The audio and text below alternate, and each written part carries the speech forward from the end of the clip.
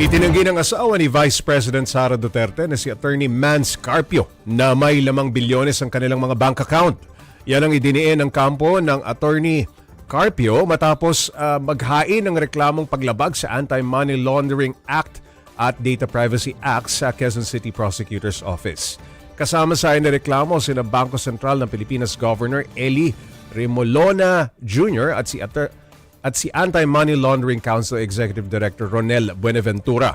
Dawit din sa reklamo sina House Justice Committee Chairperson Jervil Luistro, House Deputy Minority Leader Laila De Lima, Akbayan Party List Representatives Percival Sendanya at Chel Jokno. Matatanda ang isiniwalat ng AMLAC sa Kamara nung nakaraang linggo na may 6.7 billion pesos na suspicious at covered transaction na konektado kina Carpio at kay VP Sara.